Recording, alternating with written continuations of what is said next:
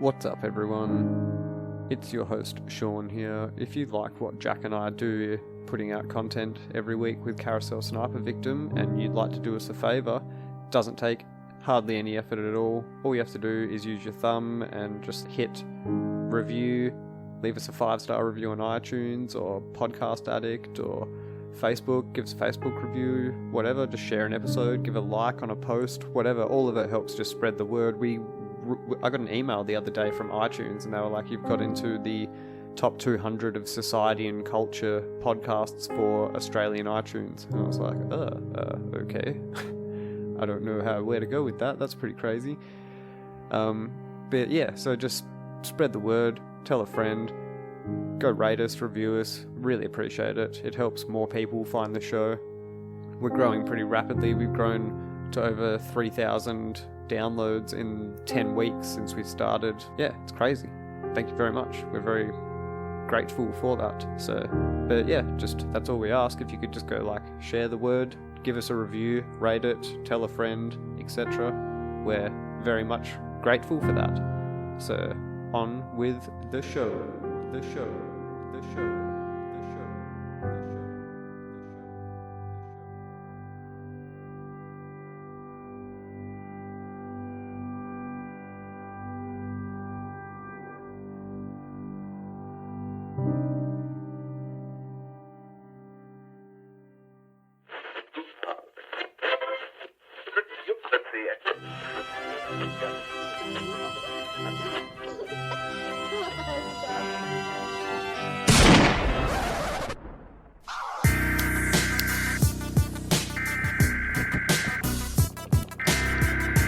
We interrupt our program to bring you this important message. You're listening to Carousel Sniper Victim, a Dead Glass Design production, with your host, Shaun Jeffery.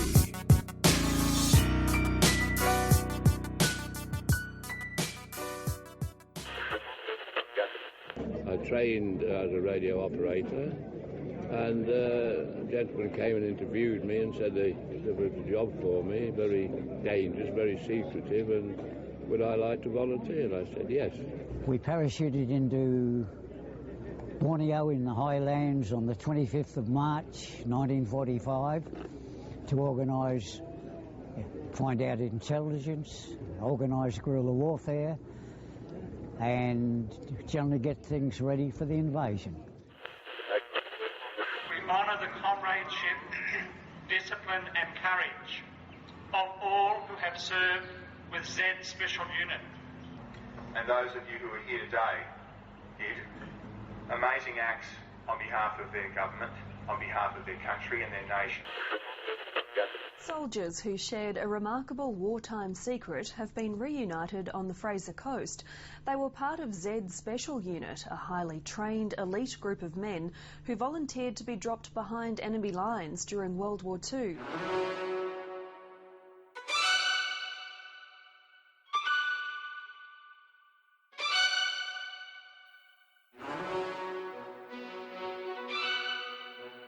To steal a quote from General Patton, the objective of war is not to die for your country, but to make the other bastard die for his. Armies for thousands of years have maintained battalions of highly trained elite troops to perform only the most dangerous and specialised missions. For example, the special forces of ancient Egypt were known as the Medjai, originally a clan of nomadic desert warriors and scouts from Nubia. By the 16th century BCE, the group was formally incorporated into the Pharaoh's legions. One of classical Greece's best-known elite units was the Sacred Band of Thebes. This legendary army was made up exclusively of 150 same-sex couples. It was reasoned that, once bonded, the loving partners would fight much harder in battle to protect one another, whereas individual heterosexual spearmen were likely to forsake their squad mates if things became desperate. Who would desert his beloved or fail him in the hour of danger, wrote Plato about the famed Theban hoplites. The 6th century BCE Persian emperor Cyrus the Great's most dependable warriors were known throughout the ancient world as the Immortals, made famous in the 300 movie. The Immortals were a permanent standing force comprised of exactly 10,000 heavy infantrymen. Each soldier was decked out in long robes over top of scale armour and was equipped with a bow, a short sword and a spear. Alexander the Great is remembered for forging one of the ancient world's most impressive empires, but he probably couldn't have done it without the companion cavalry, comprised almost entirely of Macedonian nobility. The companions galloped into battle in virtually unstoppable wedge formations. Rome's elite warriors were known as the Extraordinari. Formed during the Latin War of the 4th century BCE, the prestigious unit was drawn from the best of Italy's tribes, typically numbering 1,600 spearmen and 600 cavalry. The Vikings too, the most fearsome of Norseman warriors, had their own special forces division, the Berserkers, an uber-fanatical sect of Dain warriors noted for their drug-induced frenzies. The Mongol emperor's chosen men were known as the Kashig, which literally means favourite or blessed. Outstanding soldiers of the 15th century Aztec Empire of Mesoamerica too were adorned with animal skins and armed with obsidian swords, bows and small daggers, honoured with membership in the top class of warriors known as the Jaguars. Perhaps the best pre-modern equivalent of present-day special forces would be the ninjas or shinobi of feudal Japan. These legendary fighters were masters of covert operations and specialised in infiltration, sabotage, camouflage and assassination. Unlike the samurai class that emphasised a more chivalrous and honourable style of combat, ninjas or shinobi literally fought from the shadows, having been trained to disguise themselves as monks or merchants or blend in with the terrain if necessary. These skills of infiltration, camouflage and sabotage would centuries later be used against the Empire of Japan by a small yet elite group of individuals from Australia, known as Special Unit Z. Special Unit Z, also known as the Special Operations Executive or SOE for short, was a joint Allied Special Forces unit formed during the Second World War to operate behind Japanese lines in Southeast Asia. They were responsible for carrying out such missions as reconnaissance and sabotage, mainly made up of Australian soldiers, although the unit also included British, Dutch, New Zealand, Timorese and Indonesian members. The unit carried out a total of 81 covert operations in the Southwest Pacific Theatre. They would be inserted into the field by parachute or submarine to provide intelligence and conduct guerrilla warfare. The unit was initially founded in June 1942 at the height of tensions in the South Pacific. To facilitate the recruitment of adequately trained soldiers, several training schools were established in various locations across Australia, the most notable being in Refuge Bay, to the north of Sydney. Z Experimental Station, also known as the House on the Hill. Another in Darwin was named the Lugger Maintenance Section, to disguise its true purpose as a military training facility. On the 19th of February 1942, for the first time in history, mainland Australia came under attack when Japanese forces mounted 2 air raids on Darwin. The bombing of Darwin, the capital city of the Northern Territory, also known as the Battle of Darwin, was the largest single attack ever mounted by a foreign power on Australia. A year later, in 1943, a 28-year-old British officer, Captain Ivan Lyon of the Allied Intelligence Bureau, along with another man, Gordon Highlanders, and an Australian civilian, Bill Reynolds, devised a plan to attack Japanese shipping in the busy logistical hub of Singapore Harbour. Special Unit Z would travel to the harbour in a disguised local fishing boat. Then, they would use folding kayaks or foalboats to enter the harbour under the cover of darkness through a heavily mined shipping corridor to attach mines to Japanese ships, then, hopefully, escape unnoticed. The plan was approved, and Lyon was sent to Australia to begin organising the operation. A 21.3 metre, 70-foot-long Japanese coastal fishing boat, the Kafuku Maru, which was used to evacuate refugees out of Singapore, was chosen as the boat for the mission. Lyon ordered that the boat be shipped from India, where it was currently located, to Australia for refitting for the mission. Upon its arrival, he renamed the vessel the MV Crate after a species of small but deadly Asian snake. Beginning its first leg of the mission, the MV Crate travelled from the training camp at Broken Bay, New South Wales, to Thursday Island. Thursday Island get this, is southwest of Wednesday Island and northeast of Friday Island.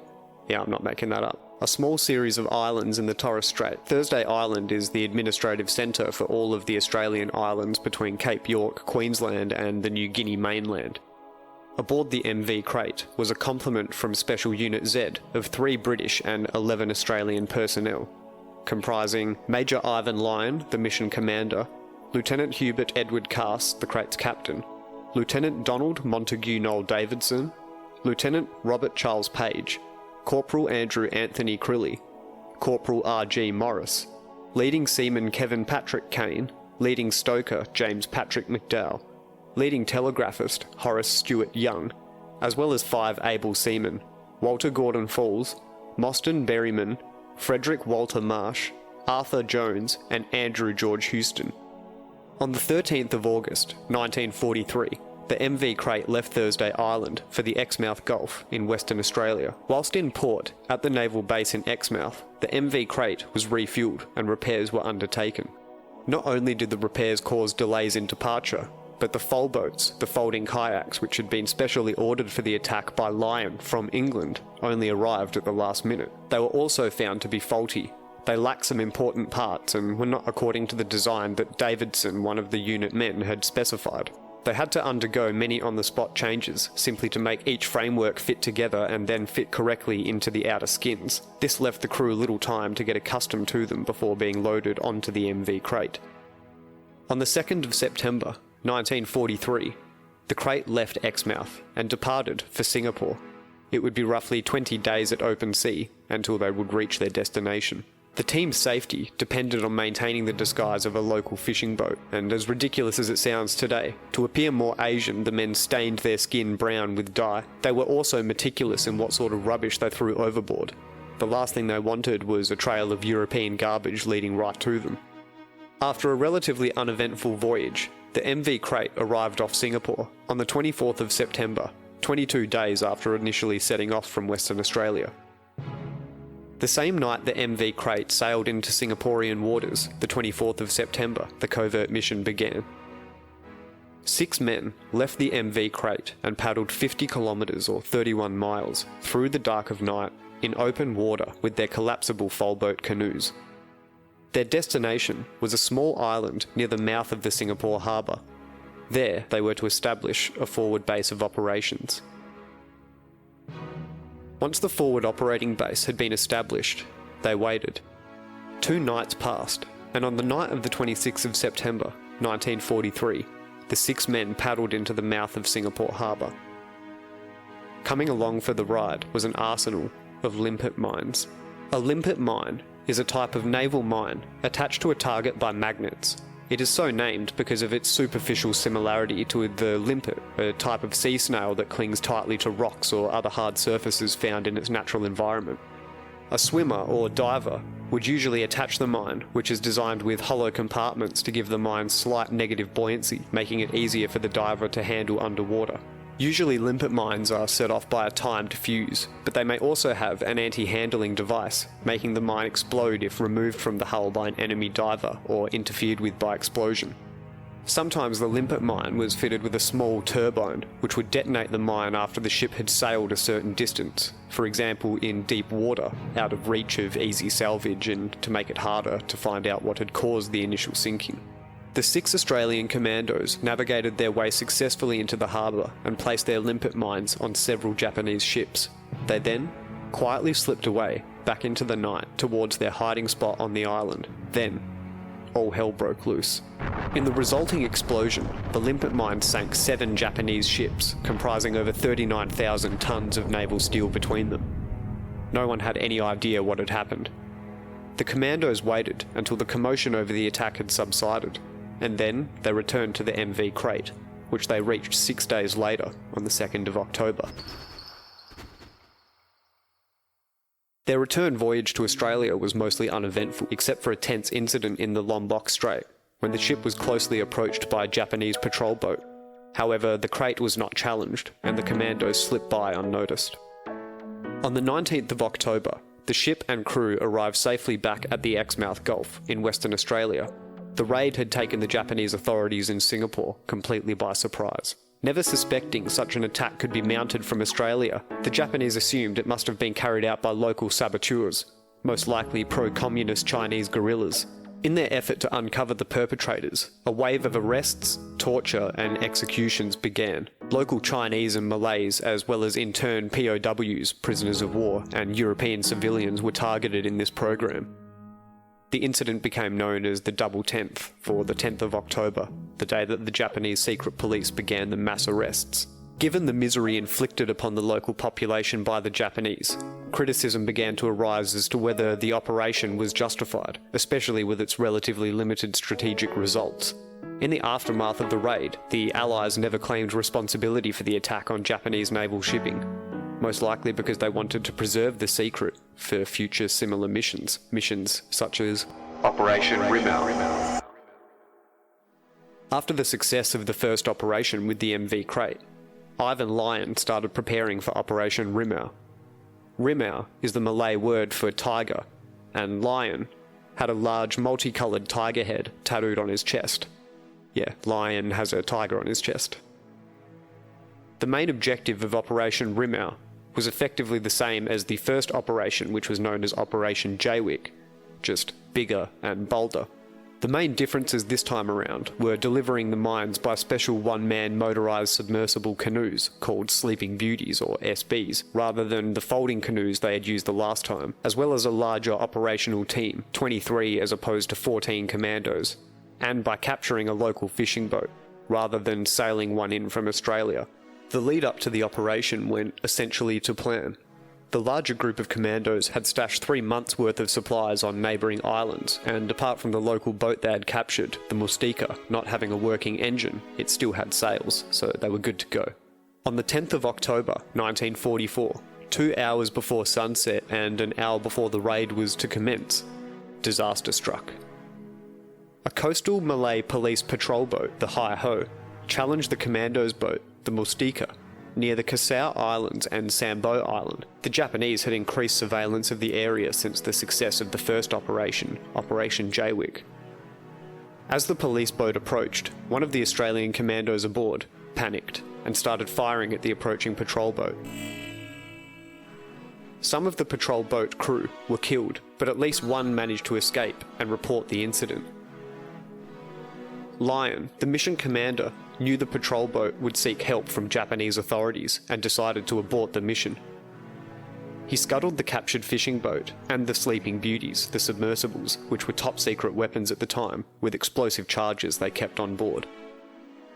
He ordered his men to divide into 4 groups and make their way back to Marapis Island, one of the nearby islands where supplies were stored, by use of the foal boats they had stored on the Mustika. 3 of the groups headed back to Marapis Island immediately. Lion's group, however, went to Singapore Harbour. He still had a mission to finish. The group consisted of Lion himself and 6 other men: Lieutenant Commander Donald Davo Davidson, Lieutenant Bobby Ross, Able Seaman Andrew Happy Houston, Corporal Claire Stewart, Corporal Archie Campbell, and Private Douglas Warren. The group is believed to have sunk 3 ships with limpet mines whilst they were in the harbour, although evidence confirming this is still limited. The Singaporean garrison of the Imperial Japanese Army unleashed a force of at least 100 soldiers, led by a Major Hajime Fujita, including Army, Navy, and Native Police, to try and attempt to find the commandos. 5 days after the initial attack, on the 15th of October, 5 of the commandos, Lion, Davidson, Ross, Stewart, and Campbell, had managed to island hop their way through the area and were now on a small island known as Soraya Island. A Japanese patrol boat caught up with them and arrived at the island at about 1400 hours. The Australians withdrew to the western end of the northern beachfront, having selected 2 defensive positions in an unexposed area. The Australians then ambushed the Japanese and their native auxiliaries, and a gun battle ensued. In the gunfight, Davidson and Campbell were severely wounded. Lion, Ross and Stewart stayed on the Soraya beachfront to hold off the Japanese in order for the 2 wounded men to escape. Lion, Ross and Stewart held off 80 to 90 opposing Japanese soldiers, forcing them to fight for 9 hours and inflicting heavy casualties. Lyon and Ross climbed into trees for an elevated firing position, and they remained unseen there until the early evening hours, when the muzzle flashes from their rifles betrayed their position, and they were killed by enemy grenades. Stewart, however, the third commando, remained at large, but his foal boat was taken, and he was found days later on a subsequent sweep of the island. The two commandos first wounded in the firefight, Davidson and Campbell, made it by foal boat to Taipei Island on the 16th of October, but both men died there, either from their wounds or by committing suicide with cyanide capsules. On the 4th of November, 18 commandos of the original group were together on Marapis Island when a small Japanese force landed on the island beachfront and was attacked by the Australian commandos. Two of the commandos, Riggs and Sergeant Colin Cameron, were killed in combat on the island, while the remainder of the commandos now split into two smaller groups and separated to different islands. The bodies of the two men killed on Marapis would not be discovered until 1994, almost 50 years later. Australian forces intercepted a Japanese coded message reporting activity by about 20 commandos in the area. However, if the Australians had responded, it would have shown that the Allies had broken the Japanese codes, so the appointed rescue submarine was not told of the sudden urgency of the situation. The orders to the commander of the rescue submarine, the HMS Tantalus, Lieutenant Commander Hugh Mackenzie, were to go to the rescue rendezvous area of Marapis Island on the 7th of November, and to remain there until the 7th of December. If necessary, every night for 1 month, wait and see if our boys are still out there somewhere. On the 7th of November 1944, 10 of the original Rimau commandos were in place to meet the rescue submarine, but it did not appear. Mackenzie had instead chosen to hunt down for enemy shipping in the area. Tantalus's main objective was, after all, action against the Japanese, and the orders to rescue the Rimau party, and the orders to the Rimau commandos were that they might expect to be picked up at any time within a month of the initial rendezvous date. 2 weeks after that initial rendezvous date, on the 21st of November, the submarine finally reached Marapis Island. Navy personnel arrived at the designated meeting point after dawn the next morning. They found some evidence of the Rimau commandos having been there, the beginnings of a large lean-to shelter in a clearing at the top of the hill, empty ration tins, half-cooked food on commando cookers, pieces of silver foil and empty cigarette cartons, but not a single commando. The Navy personnel did not question the local people as to what might have happened. Lieutenant Commander Hugh Mackenzie agreed that the operation had most likely been a failure, that no purpose could be served in returning to Marapis Island again, contrary to what had been planned. Remember the whole "we'll come back every night for a month" deal. The HMS Tantalus resumed its patrol and arrived back in Fremantle in Western Australia on the 6th of December 1944, having never returned to Marapis Island again. None of the officials in Australia who knew that the Rimau commandos were in trouble tried to contact the submarine and order them to remain in the area for any survivors.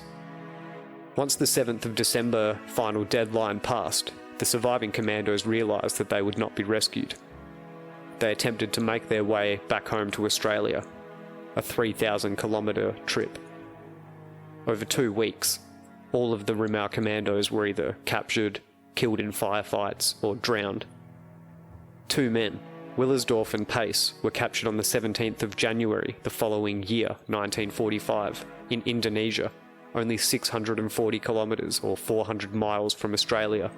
They'd managed to make it 6,200 kilometres or 2,000 miles by folding kayak. Willersdorf died of his wounds in Japanese captivity in Dili, East Timor, in March 1945, 2 months after being captured. Pace died of starvation several months later, in June. Both were buried on a hill approximately 200 metres from the prison facility. Warren, one of the original commandos from Lyon's group that had entered Singapore Harbour, was able to evade Japanese patrols until March 1945, an entire year after the original raid. But he was captured after a bout of delirium brought on by fever. He was found wandering the jungle and taken to Surabaya, under the control of the naval police, and interrogated so brutally he died of untreated wounds 1 month later. In all, 11 Rimau commandos, members of Special Unit Z, were captured and brought to Outram Road Prison in Singapore. There, one commando, Marsh, died of malaria. During the imprisonment, the men were tortured and provided starvation rations. On the 3rd of July 1945, they were put on trial, found guilty and sentenced to death. Official Japanese records state that 10 men were beheaded at Pasir Panjang on the 7th of July 1945. This was approximately 1 month before World War II in the Pacific came to an end. Later evidence stated it took guards more than half an hour to execute the 11 men, sometimes requiring 2 or 3 blows to complete each beheading. The men executed were Major Reginald Ingleton, Captain Robert Page, Lieutenant Albert Sargent, Lieutenant Walter Carey, Warrant Officer Alfred Warren, Sergeant David Gooley, Corporal Claire Stewart, Corporal Roland Fletcher, Able Seaman Walter Falls, and Lance Corporal John Hardy. The bodies were dumped in 3 unmarked graves. 19 of the Rimau commandos, including Lion, the mission leader, are now buried at Kranji War Memorial in Singapore. To quote Napoleon Bonaparte, "There are no bad regiments, only bad colonels," which can boil down to, there are no bad soldiers, only bad commanders.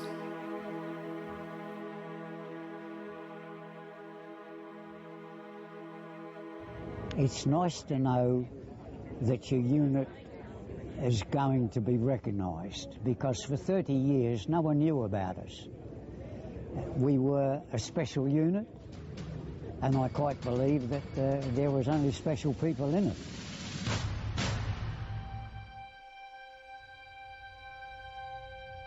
I tell you, it gives you some perspective, does it not? We're a sheltered bunch these past 2 generations, 3 generations. It reminds me of that meme I saw a while back. I used to laugh, get quite the lols out of it. It said, some old timer, he was like, when I was your age, mate, we didn't backpack around Europe, we bombed it. And you're like, I'm sitting here, my sheltered little recording studio, doing my shit on my laptop with my podcast and all these first world problems that really mean nothing when these dudes are all like, oh, so all my mates had their heads cut off and we were left out in tropical fucking shitstorms just with malaria and given the option of, here, just take this cyanide capsule, that would be much easier than just what the hell you're about to live through. So yeah, much respect to all of those dudes that actually fought in all of the hardcore wars. That's some fucking brutal shit. One quick shout out, cheers for the love today on Reddit, Nearly Enough Wine, I think it was, user Nearly Enough Wine. I'm not a huge Redditor person, it scares me. It's a foreign land, Reddit and 4chan, those places. But yeah, I was on there today and that dude was like, oh, I'll check out your episodes, listen when it sounds good, blah, blah, blah, blah. So I was like, oh, thanks, man, thanks a lot. Anyway, going out with a song by my mate who has a little music group. I don't know, he's just an artist. He's an artist, he goes by Crypt, and this is a fucking dope song. He got like him and his missus in on it, and yeah, check them out. I'll put them in the show notes and that, but other than that, cheers for listening, y'all. Later!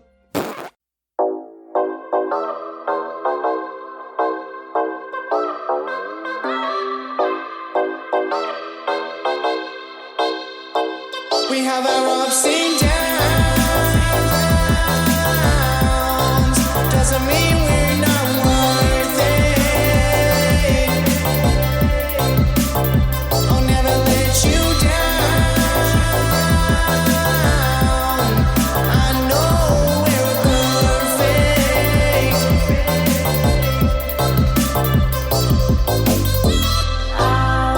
by your side forever always.